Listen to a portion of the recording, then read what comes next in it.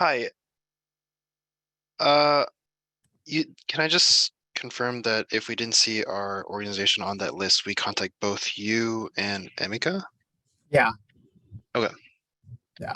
And I think for you, Alex, ASME, just because I remember this, I'm not going to be able to recall everyone's situation, but I think we don't have your updated contact list.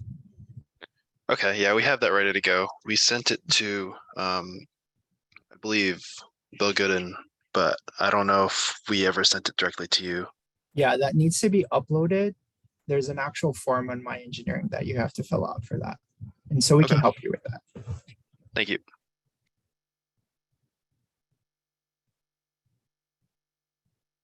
Question about the annual report.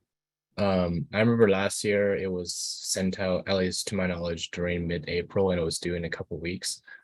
For this year, could that be sent out earlier? Because that just happened to be part of our competition season, and as you said, that was a mess.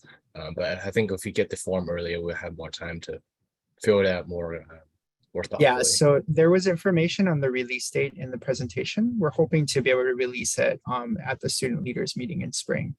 It took a little while longer last year because we were probably working with 8 administrators to design the questions in the student org form, and then needed to develop something to be able to collect the information. So it took us a while longer, but for this year, the form is ready to go. And so it's just about making the tweaks for this coming year and then being able to launch it in spring.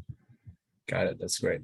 Thanks. Another question is, does each project team need to fill individual annual reports, or would just the overarching org have to do that? So for example, would all AIAA and the 4 project team do that independently, or should we do that together?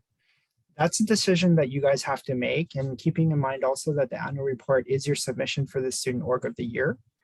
And so, you know, like I think that the variables that you need to think about is like the amount of information that you have to be including in an annual report, and does it make better sense to be able to assign, you know, one of your sub teams to be able to do their own, right?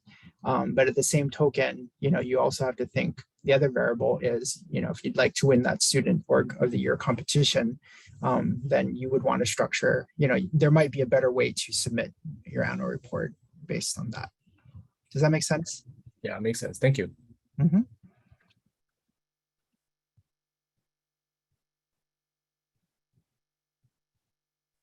These are all great questions. Sorry. Hi, Wes.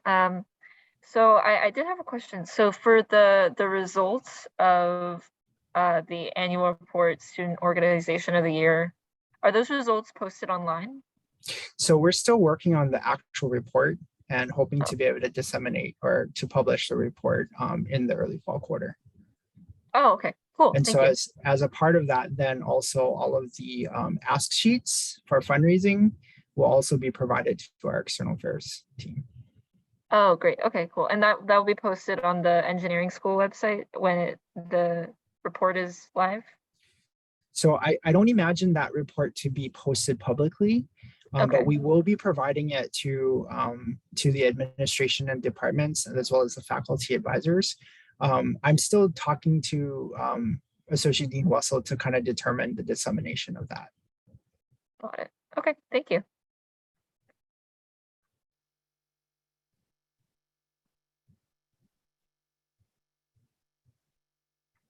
Okay, so I imagine that I'm going to be emailed by a number of different organizations who haven't been included on that affiliated list. And so if you have any questions about that, you know, please reach out to Emika and I so we can figure that out. Okay, but if there are no other questions, I'm going to turn it back over to Emika, and just again, looking forward to working with all of you.